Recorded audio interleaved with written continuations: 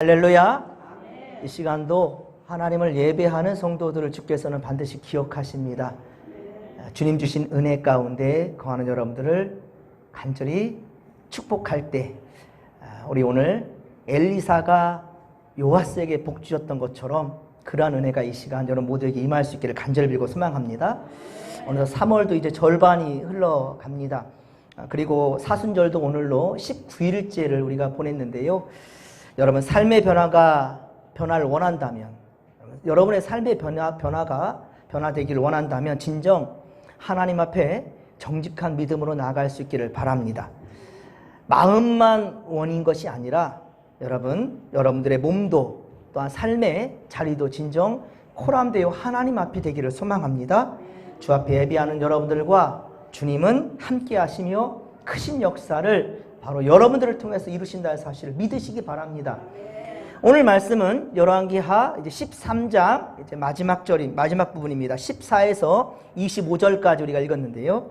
북왕국 이스라엘의 대선지자 바로 엘리야는 해오리 바람을 타고 승천하였지요. 자, 이것이 열왕기하 2장에 기록되었습니다. 그리고 엘리야 다음으로 이제 선지자 엘리사가 이제 세움을 받았지요. 그리고 이 엘리사는 70년 세월이니까 상당히 긴 역사입니다. 엘리사는 70여 년을 북왕국 선지자로 그렇게 있으면서 북왕국의 5명의 왕들과 함께하였습니다. 북이스라엘은 그러니까 얼마나 좋은 기회였습니까? 이런 대선지자가 북왕국에 있었단 말이에요. 이거는 기회지요. 그러나 북왕국은 어떻습니까? 우상숭배에서 벗어나지를 못합니다. 그렇게 벗어나지 못한 채 결국엔 병에 걸린 엘리사. 이제 엘리사는 결국 열왕기하 오늘 본문이죠. 13장 20절에 보면 이제 병이 들어 죽게 됩니다. 세상을 살아가면서 여러분 크고 작은 질병이나 사고를 당하지 않는 사람이 어디 있겠습니까? 크고 작은, 그렇죠? 상황에 따라 좀 다르긴 하지만 다들 이렇게 어려움을 당하게 됩니다. 그리고 몸살, 두통, 눈병, 손목이나 발목이 접질리기도 하고 골절되기도 하고 속이 병이 걸리기도 하고 마음의 병이 오기도 하지요.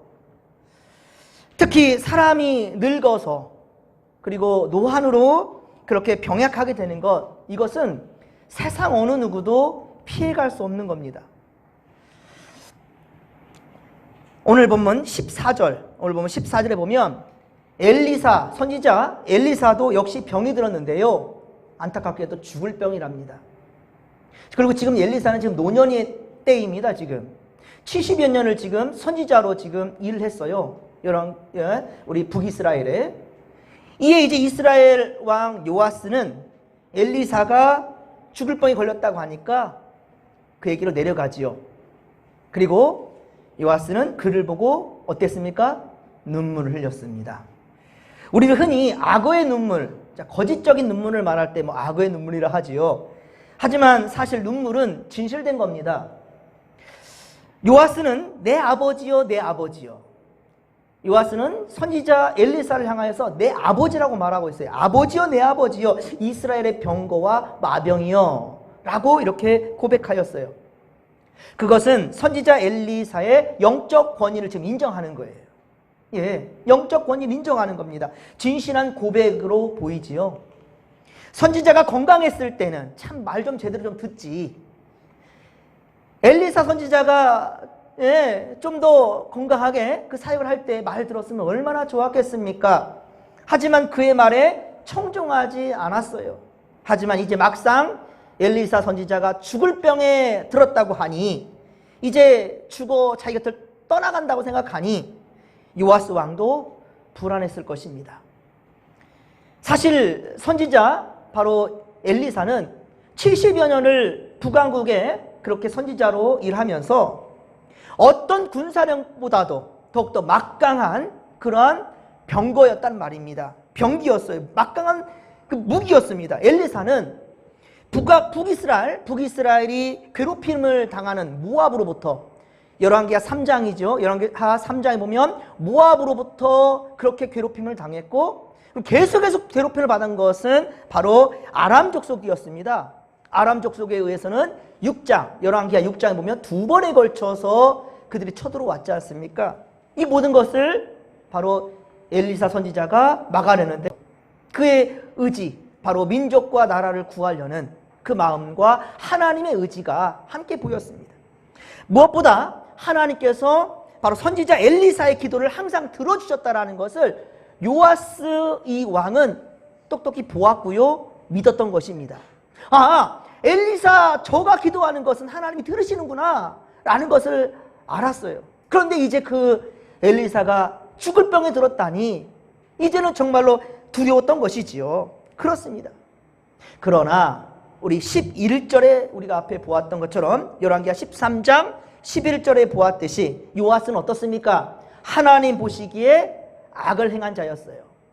11절 열왕기하 13장 11절에 악을 행한 자였고 여로보암의 모든 죄에서 어때요? 떠나지 않았다라는 거예요. 즉 베델과 단에 세운 금송아지 이것을 진멸하지 않았던 거예요. 오히려 그 아들을 이름을 뭐라고 지었다고 그랬죠? 여로보암이라고 이름을 지을 정도였죠. 예, 여로보암 2세로 이제 그렇게 불려지게 되는데요. 그것은 열왕기하 13장 13절 지난주에 보았죠. 예, 어떻게 자기 자식의 이름을 이 북이스라엘 멸망길로 가게 만들었던 그 초석을 다진 여로보암의 이름을 따라갈 수 있을까? 참 기가 막힌 부분이지요. 그러나 보십시오. 우리 하나님 어떤 분이신지. 그의 악함을 아는데도 불구하고 요아스의 진정 어린 간구, 그의 간절함을 보았고요. 또한 그와 이스라엘에게 기회를 주시고자 하는 거예요. 참 하나님 그런 분이셔요. 변해도 얼마나 변하겠습니까? 이 속을 거 알면서도 하나님께서는요, 그래 속아주신다고요. 구하는 것들을 들어주신 하나님. 그렇습니다. 엘리사는 요아스에게 이제 기회를 이렇게 보여줘요. 활과 화살을 가져오게 한 후에 가져오게 한 후에 동쪽의 창문을 열고, 정확히 한다면 북동쪽이 되거든요. 아람 족속을 얘기하는 거예요. 북이스라엘의 위쪽에 바로 아람 족속인데 동북쪽에, 이쪽이 전부 다 아람족이었습니다. 그러니까 그쪽을 향해 창문을 열라는 거죠. 그리고 그쪽을 향해서 어떻게 해요? 화살을 쏘라는 거예요. 화살을 쏘게 합니다. 그런데 본문 16절 하반절에 보십시오. 16절 하반절에 본다면 엘리사가 어떻게 합니까? 엘리사가 자기 손을 왕의 손에 얹었다라는 거예요. 여기 정말 은혜로운 말씀입니다. 예, 활을 쏘게 하는데 그저 왕한테 쏘게 내맡긴 것이 아니라 그 활을 잡게 한 손에 엘리사가 함께 손을 잡아주는 거예요. 여러분 지금 엘리사는요, 어떤 병 걸렸다고요? 죽을 병에 걸렸다고요. 그러면 기력이 얼마나 약하겠습니까? 기력이 얼마나 약했겠냐는 거예요. 무슨 힘이 있어서 그 활을 쏘는데 손을 잡아주냐는 말이에요. 그런데도 엘리사는 마음을 같이 하고 싶어서, 그리고 여러분 보십시오. 어린 자녀가 처음 글을 쓰게 될 때 어떻게 해요? 엄마가 신기하죠. 근데 손을 잡아주죠. 기역 쓸 때 잡고, 자 이렇게 쓰는 거야. 그렇죠. 니은, 자 이렇게 쓰는 거야. 손을 얹어줘 가지고 글을 쓰게 하죠. 그렇죠? 꼭 그 모습이 지금 보이는 것 같아요. 예, 지금 이제 마지막 힘을 다해서 부모 같은 마음으로 요아스의 손을 붙잡아줘서 활씨를 당기게 하고 있다는 말입니다.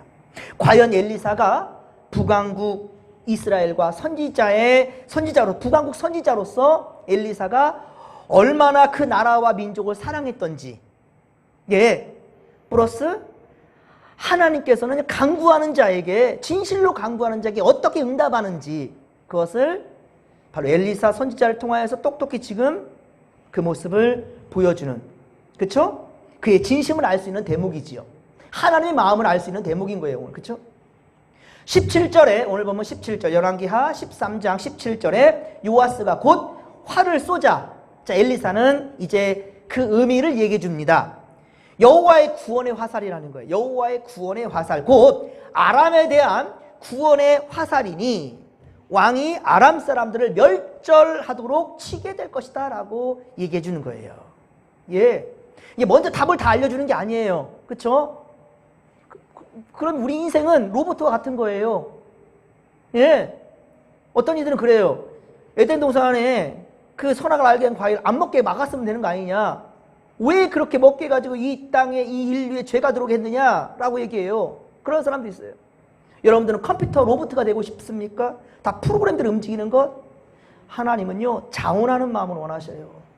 우리에게 자유의 의지를 줬단 말입니다. 예. 참 그렇습니다. 예. 화살을 잡고 쏘게 하여서 그게 바로 구원의 화살이다 라는 것이 이제 그의 답을 해주는 거죠. 그리고 이어서 어떻게 합니까? 화살을 잡고 땅을 내리치라고 해요. 땅을 내리치라. 18절에 요아스는 화살로 그 활을 잡고 땅을 몇 번을 쳤습니까? 3번을 쳤습니다. 이에 하나님의 사람 엘리사가 어떻게 반응하지요? 자, 노하여 말합니다. 19절 말씀을, 오늘 본문 19절을 같이 한번 읽어보겠습니다. 하나님의 사람이 노하여 이르되 왕이 6번을 칠 것이니이다. 그리하였더면 왕이 아람을 진멸하기까지 쳤으리이다. 그런즉 이제는 왕이 아람을 3번만 치리이다 하니라. 아멘. 여러분, 북왕국 이스라엘이 왜 패망의 길로 갔습니까? 왜 북왕국이 패망의 길로 갔냐는 거예요. 왜 멸망했냐는 거예요. 열왕기하 13장에만 보더라도, 더 다른 데 볼 것 없이 13장에만 보더라도요, 2절, 6절, 11절, 우리 지난주에 봤죠? 2절, 6절, 11절에 끊임없이 누구의 죄가 등장합니까? 여로보암의. 끊임없이 등장하는 것이 여로보암의 죄라는 거예요. 그렇습니다. 죄인 줄 알면서도 분별력이 없는 거예요. 죄인 줄 알면서도 어렸을 때부터 쭉 그냥 보았던 거기 때문에 그냥 당연하게 생각하는 거예요. 민감하게 반응하진 않는 거예요. 그게 문제라는 거죠. 그게 끊어내질 못하는 거예요. 끊어내질 못하는 거예요. 죄의 뿌리를 완전히 뽑아내야 될 텐데 뽑아내지 않고 남거둔 거예요. 이게 문제입니다. 특히 열왕기하 10장에는요, 예후가 종교개혁을 일으켰었죠. 북왕국에 그나마 좀 하나님의 뜻에 따른 사람이 예후예요. 예후. 열왕기하 10장에 예후가 바알을 진멸할 때 그것이 바로 절호의 기회였습니다. 이때 바알 신당을 부셔가지고 변소를 만들어 버렸잖아요. 그때가 기회였습니다. 이때 그 여세를 몰아서 바로 베델과 단에 있는 금송아지까지 싸그리 그냥 없애버렸다면 얼마나 좋았을까요? 하지만 그 기회를 놓쳐버렸어요. 살리지 못했습니다. 그래서 열왕기하 10장 29절, 열왕기하 10장 29절에 여로보암의 금송아지를 처단하지 못했다라고 말하고 있는 겁니다. 여러분, 기회가 왔을 때 전능하신 하나님을 의지하는 것, 기회가 왔을 때는요, 절대로 우리가 놓치면 안 되는 거예요. 기회가 왔을 때는 전능하신 하나님을 의지하며 분별력을 가지고 행하는 것이 복인 줄을 여러분 믿으시기 바랍니다. 말씀에 순종하는 것이 생명을 얻는 길임을 명심하시기 바랍니다. 할렐루야. 그렇습니다. 여러분, 요아스는요, 아람에 대한 승리가 더 간절했다면 요아스가 이 북쪽에서 계속해서 공격해대는 이 아람을 진멸하는 것이 정말로 더욱더 간절하고 또 간절했단다면 엘리사가 죽음 앞에서 마지막 힘을 다해서 지금 말하는 이 말에 더욱 귀를 쫑긋 세웠어야 되겠죠. 민감하게 반응해야 되겠죠. 그래서 그의 강권하는 대로 말을 듣고 더욱 최선을 다해서 화살을 땅에 내리쳐야 되었겠지요. 이번 주일 여러분 누가복음 18장, 여러분 제가 말씀을 전할 때는 일부러 다 연결을 시키니까 그러게 많은 고민을 하면서 말씀을 준비합니다. 이번 주일 말씀이 누구였어요? 누가복음 18장에 바디메오였죠. 바디메오. 예, 마태복음 20장, 마가복음 10장에 동일한 이야기가 나오는데요. 바디메오 진실로 간구했어요. 많은 이들은 어때요? 나사렛 예수라 그랬잖아요. 그냥 나사렛에서 사는 그런 어떤 사람이 온다라고 생각해서, 하지만 거기 있는 모든 자들은 예수님이 어떤 일들을 했는지 다 알고 있었죠. 그죠? 3년 동안이나 예수께서 한 행적들을 모를 수가 있겠습니까? 다 들어서 알았겠지요. 이 지금 앞 못 보는 맹인 바디메오도 알 정도인데요. 하지만 정말로 앞을 볼 수 있는 사람들은 영적인 맹인이었죠. 예수를 알아보지 못했어요. 하지만 바디메오는 어떻습니까? 예수를 알아봤죠. 이번 기회가 놓치면 절대로 나한테 기회가 언제 올지 모른다라는 그 간절함이 있었죠. 그래서 사람들은 조용히 하라고 막 다그치면서 야단하면서 입 다물라고 막 그러는데도 더 소리를 치면서 다윗의 자손 예수여 나를 불쌍히 해주소서. 또 주일에 말씀드렸었죠. 디메오라는 뜻이 뭐라고요? 불결하다는 뜻이에요. 예, 아들이라는 말이고요. 디메오의 아들이라는 말이에요. 근데 자기가 뭔 죄를 지어서, 근데 아버지로부터 물려받은 그 죄. 여러분, 그러니까 여로보암으로부터 계속 물려받은 죄가 있잖아요. 불결한 죄. 그런데 그걸 완전히 끌어냈어야 되는데 끌어내지를 못하고 끌고 가니까 결국은 열왕기하 17장에 북왕국은 멸망하게 되는 거예요. 여러분, 분명히 그 교훈을 알아야 됩니다. 주님 뭐라 말씀하십니까? 내 믿음이 너를 구원하였느니라. 너 눈 뜨게 해줄게 이리와. 그게 아니었어요. 눈 뜨는 거는 고작 고침받으면 몇 년이나 더 제대로 볼 수 있겠습니까? 하지만 예수님은 구원을 주셨습니다. 예, 그 인생을 구원을 시켜주셨다는 말이에요. 그렇습니다, 여러분. 죽어가는 엘리사가 마지막 힘을 다해 지금 명한 것이 아닙니까? 마지막 지금 힘을 다해서 지금 명한 거잖아요. 왕에게. 특히 먼저 동쪽 창을 열고 화살을 쏘라 하였고, 이는 구원의 화살이라고까지 응답을 주었어요. 그렇죠? 예, 17절에 보면 응답해 줬다. 이게 바로 구원의 화살입니다. 라고. 그렇다면 두 번째, 이제는 화살을 땅에 내리치라는 말을 들었다 한다면 어떻게 되면 더 새겨드려야 되겠죠. 더 좋은 것임을 알았다 한다면, 그렇죠? 물론 엘리사가 화살을 땅에 치게 했는데 그 이유에 대해서는 아직 설명하지 않았잖아요. 아마 그의 이유를 알게 했다 한다면 부러지도록 쳤겠죠. 그렇죠? 알게 하고 치겠다 한다면 이 활을 때려 부셔버릴 정도로 10대번을 쳤다 한다면 완벽하게 승리를 줄 겁니다 라고 얘기했다 한다면 요아스가 가만히 있었겠으면 대충 한 두세 번 치고 말았겠어요? 그냥 사정없이 내려쳤겠지요. 아니까.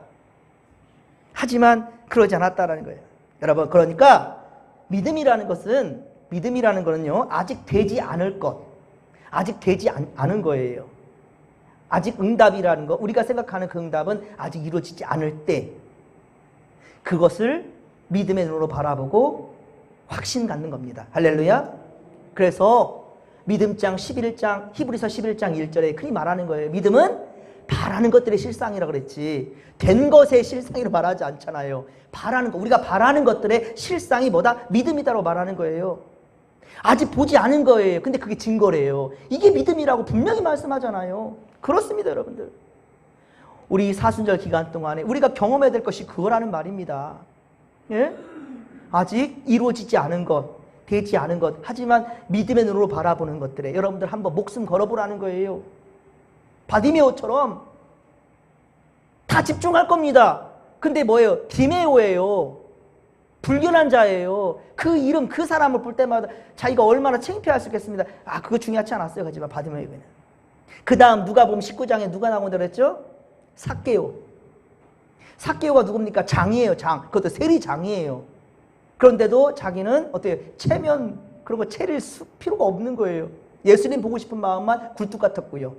결국은 어떻습니까? 돌 무화과 나무 위에 올라가잖아요. 자기 핸디캡을 이겨내는 그게 무엇이었어요? 믿음이었던 거죠. 예수님 먼저 요구하지 않았어요? 내 가진 그 절반을 이웃에게 나눠주겠습니다. 그 당시에 세리들은요, 우리나라 일제시대를 생각하면 돼요. 백성들의 피를 빨아먹는 자들, 그래서 로마에 바치는 그런 사람들이니 얼마나 참 이 백성들, 이 이스라엘 백성들한테는 이가 갈리는 자들이겠습니까? 토색한 것이 한두 푼이겠어요? 이건 파산 신고한 거랑 다름없는 거예요. 자기 자산 다 버리겠다라는 거예요. 근데 그 모든 것을 다 잃어도 뭘 얻겠다는 의지가 있는 거죠? 예수 그리스도를 얻겠다라는 거죠. 할렐루야. 이런 믿음의 용기가 과연 우리에게도 있게 되기를 간절히 빌고 소망합니다. 어렵지요. 힘들지요. 예. 이 땅에 어쨌든 우리가 살아갈 때 돈의 논리가 있을 수밖에 없잖아요. 예. 내 호주에 돈 나가는 거 좋아하는 사람 누가 있겠습니까? 하지만 바로 믿음을 굳게 잡을 때 일어난 일들을 여러분 경험해 봤으면 좋겠어요. 정말. 물론 하나님은 성경을 통해서 계속해서 계시해 주셨습니다. 예, 갈 길도 알려주셨고요. 우리에게는요. 우리도 가는 길에 대해서는 전능자가 말해준다 한다면, 만약에 우리 갈 길에 대해서 전능자가 다 알게 해준다 한다면 참으로 힘찬 발걸음이 되겠지요. 이미 벌써 다 알려줬으니까.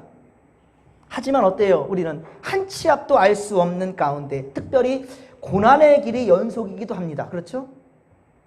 고난의 길의 연속이기도 해요. 이렇게 짜증이 나고 발걸음은 더욱더 무거울 수밖에 없는 그런 인생을 살아갈 때 얼마나 많습니까? 예? 그럼에도 여러분 아직 걸어보지 않은 길이기에 우리는 걸어보지 않은 길이기에 두려움도 있고 걱정도 몰려오지만 예, 확신이 없어서 하라는 대로 대충 하는 요아스 같은 모습이 우리에게도 나타나지만 그러나 이제 우리가 말씀을 보았으니 여러분 주를 믿는 믿음으로 우리 함께 다시 한번 화이팅 해보십시다. 주님 반드시 우리를 통해 선한 역사를 이루실 줄로 믿으시기 바랍니다. 여러분 이런 얘기가 있어요. 1년 동안 머슴으로 그렇게 열심히 일을 하고 주인을 섬긴 그런 종들. 그런데 이제 그들이 이제 내일이면 자유인이 됩니다. 그동안 참으로 수고 많았는데 그 주인이 부탁을 하는 거예요. 마지막으로 부탁이 있는데 그러면서 이 집단을 주면서 가늘고 튼튼하게 새끼줄을 꼬아와라 라고 부탁하는 거예요. 이에 대한 사람들의 반응을 한번 본다면 1년 동안 쎄 빠지게 일을 시켜놓고 또 밤새도록 또 일을 시키나? 우리 내일이면 자유인인데 또 밤새 일을 하라고? 나 안 해 라는 사람이 있을 수 있고 불평하는 사람. 또 한 사람은 세경도 받았으니 뭐 대충 하고 자야겠다. 어차피 받을 거 받았고 하지만 그래도 부탁한 게 있으니까 대충 하고 자야지 라는 사람. 그냥 주어진 일을 또한 마지못해서 하는 사람도 있겠죠. 왜냐면 1년 동안 해왔던 거니까 나도 모르게 그냥 주일이 시켰으니까 해야 되겠다 싶어서 하는 그런 사람도 있을 것이고 여러분들 같았으면 어떻게 할 것 같아요? 이미 벌써 우리가 받을 품삯은 다 받았어요. 이제 내일 아침 잠 잘 자고 나면 이제 자유인의 몸으로 가면 되는 거거든요. 근데 주인이 집단 한 다발을 주면서 새끼 꼬우래요. 그것도 탄탄하게 얇게 굳게 해오래요. 여러분 어떻게 할 것 같아요? 할 것 같아요? 아이고 할렐루야. 역시 우리 진목교 성도님들. 예. 지난 1년 동안 좋은 주인 만나서 돈도 잘 벌고 잘 먹고 좋은 집에 잘 살고 이제 마지막 최선을 다해 주인이 부탁한 것을 감당해야지 라고 성실하게 최선을 다한 사람도 있단 말이에요. 그런 분이 여러분들이라면 참 감사하겠습니다. 이제 아침이 되었습니다. 주인은 그 1년 동안 일했던 수고했던 종들을 이제 자유의 몸으로 풀려주려 하는데 밤새 새끼권주를 가져오게 합니다. 다 가져왔어요. 그리고 돈괴짝을 내려놓으면서 니들이 꼰 줄에다가 돈을 다 꿰어서 가져가고 싶은 만큼 가져가라. 이게 보너스다. 1년 동안 수고한 거에 대한 보너스다. 여러분 만일 주인의 의도를 알았다 한다면 만일 이 주인의 의도를 알았다 한다면 불평하거나 대충 하거나 마지못해 하는 사람이 있을 수 있었겠어요? 아마 날밤 새고 더 만들고 더 집 없냐고 아니 더 달라고 나 더 일하고 싶다고 아마 더 막 주인을 찾았겠지요. 일을 알았다 한다면. 그렇죠? 사랑하는 성도 여러분, 하나님께서는 우리에게 인생의 기회를 주셨습니다. 그리고 하나님은 우리 앞에 말씀을 주셨고요. 그리고 복과 저주의 길을 열어놓으셨습니다. 이제 그 생명의 길로 나아가는 것, 복을 받느냐 저주를 받느냐 이 택할 것은 바로 이제 우리의 몫이란 말이에요. 여러분 어찌하렵니까? 지금은 사순절 기간입니다. 여러분 부모님들이 돌아간다면 여러분 부모님이 돌아가신다면 여러분 모두의 그 자녀들의 일상은 일단은 멈출 수밖에 없겠지요. 아무리 급한 일 한다 할지라도 일상은 멈출 수밖에 없고 오직 장례 치른 일에 집중할 수밖에 없겠지요. 특히 자녀들은 3일간 빈소를 지킵니다. 그런데 우리 육신뿐만 아니라 영을 지으시고 우리 알기를 책임져 주시는 하나님, 그리고 그의 독생자 예수 그리스도를 죽기까지 내어주신 십자가의 은혜를 우리가 어찌 헛되이 받을 수가 있겠습니까? 사랑하는 성도 여러분, 깨어있어 하나님의 뜻을 분별할 수 있는 우리가 되기를 소망합니다. 그리고 항상 성실하고 대충 내 이제 자유니까 대충, 이게 아니라 나 이제 세례 받고 나 직분도 받았으니까 이대로 예수 믿다 천국 가면 되는 거 아니야? 이런 사람들 아니요. 주님께서는 부탁하셨습니다. 땅 끝까지 이르러서 내 증인이 되어다오. 하나님 가장 기뻐하신 게 뭘까요? 코람데오 아버지 앞에서 예배하는 거죠. 그 예배가 삶이 되는 현장은 무엇일까요? 이 주님을 자랑하면서 사는 거죠. 그렇습니다. 여러분들 자랑하면서 사는 것입니다. 그럴 때 우리는 모든 순간을 하나님이 복 주시기 위해서 허락하신 기회로 삼을 수 있다는 거예요. 그런 자에게 복이 예비되는 것입니다. 물은요 99도에 끓는다고 하죠. 물에 끓는 점은 맞습니까? 100도지요. 목사 말하기 다 맞는 게 아니라 99도에 불 끓지 않아요. 100도에 끓어요. 이렇게 말하니까 어떤 사람 그래요. 근데 100도까지 끓기 전에 막 바글바글 옆에 하는데요. 그렇죠. 그 점은 100도라는 거죠. 하지만 아직 100도 이르지 않은 곳은 요동하지 않아요. 100도가 돼야만이 물이 끓습니다. 다 되었다 싶지만 0.01도가 부족하면 물을 끓지 않습니다. 그 부분은. 여리고성을 무너뜨릴 때에도 여러분 보십시오. 여리고성을 무너뜨릴 때에도 하나님은 여호수아에게 백성들 이끌고 하루에 한 바퀴씩 돌라고 명령하였습니다. 하루에 한 바퀴씩이라. 그리고 마지막 날에는 7바퀴를 돌라고 명령하셨죠. 아니 새벽마다 그것도 매일 한 바퀴씩 도는 게 이게 뭡니까? 그거 정말 누가 봐도 정상적인 행동입니까? 예? 하루 한 바퀴만 돌고 다시금 다 잠자러 가서 또 자다가 이렇게 그러는 거예요. 그것도 지금 적들은 어때요? 문을 걸어 잠그고 지금 이스라엘 백성들을 지켜보고 있는데 그 좀 창피한 일일 수도 있고요. 그렇죠? 여러분 같으면 순종할 수 있겠습니까? 그냥 한 날 13바퀴, 하루에 한 바퀴씩에다가 마지막 날 7바퀴니까 13바퀴가 되겠잖아요. 그냥 한 날 정해놓고 13바퀴 그냥 돌아버리면 땡! 아유, 얼마나 좋을 일이에요. 그러나 말씀대로 순종할 때 여리고성은 무너졌다는 거예요. 말씀대로 순종할 때였습니다. 만나를 하나님께 주실 때에도 해가 뜨기 전 새벽이었습니다. 그 맨날 새벽만 나가려면 너무 힘들어요. 그래서 며칠씩을 그냥 일주일 먹을 거를 아니면 2, 3일 먹을 거를 미리 준비해놓고 그 다음날은 좀 내가 쉬어야 되겠다. 안 된다는 거예요. 썩어서 냄새가 나서 벌레가 나고 이거는 집안이 쑥대밭이 됩니다. 더럽혀지고. 그런데 말씀대로 순종하는 거. 그래서 우리 주님이 가르치는 기도 중에 일용할 양식이라라는 말 하는 거예요. 어제 받은 은혜로 오늘 살아가는 거 아니에요. 그날 하나님 주시고 계획하신 은혜가 있다는 것을 믿으시기 바랍니다.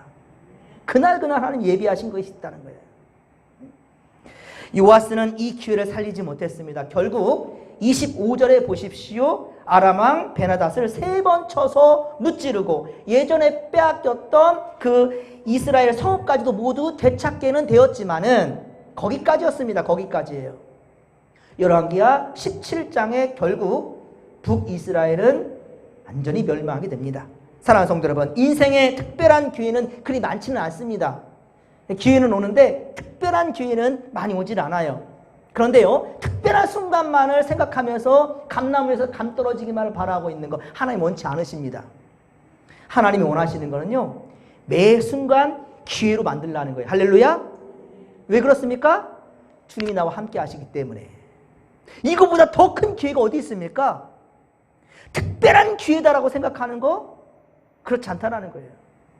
하나님이 진짜 기뻐하는 것은 매일매일 내가 너와 함께 한다라는 것을 온몸으로 깨달아가는 거, 그리고 그렇게 고백할 줄 아는 사람, 그런 성도를 주님께서 기뻐하시고요, 그런 성도를 통해서 하나님 일하신다는 겁니다. 믿으시기 바랍니다.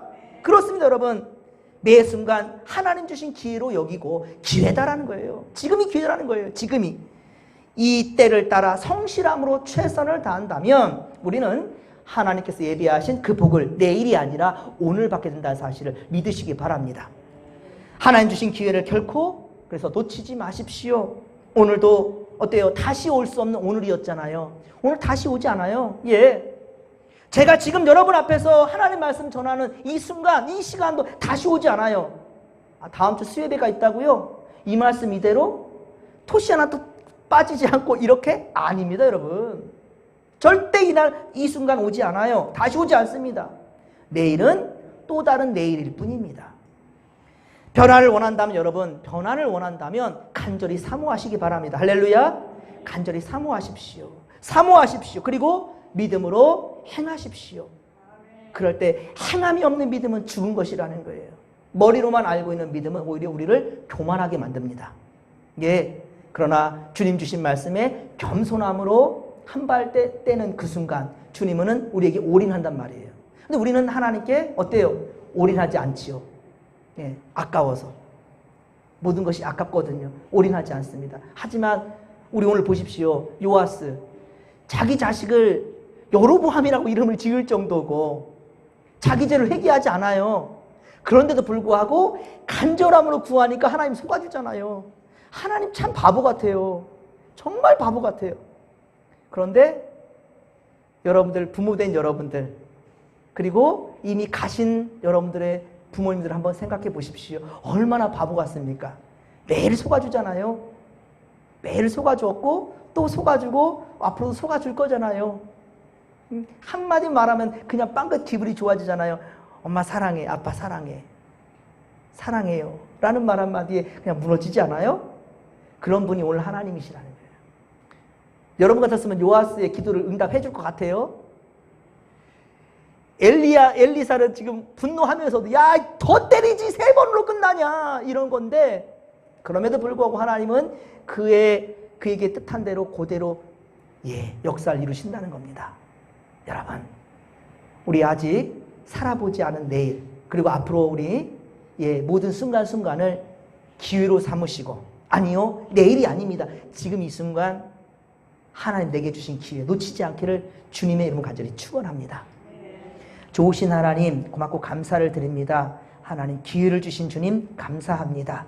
주여, 우리 특별히 사순절 이 절기, 주여 더욱더 우리가 체질이 변화될 수 있도록 영적으로 우리 하나님 더욱더 새롭게 거듭나는 우리 믿음의 권속들 다 될 수 있도록 도와주시옵소서. 함께 하소서. 더욱 간절함으로 주님께 구하는 믿음의 권속들 다 되게 하옵소서. 함께 할 줄 믿사오며 감사를 드릴 때 거룩하신 예수님의 이름으로 기도하옵나이다. 아멘.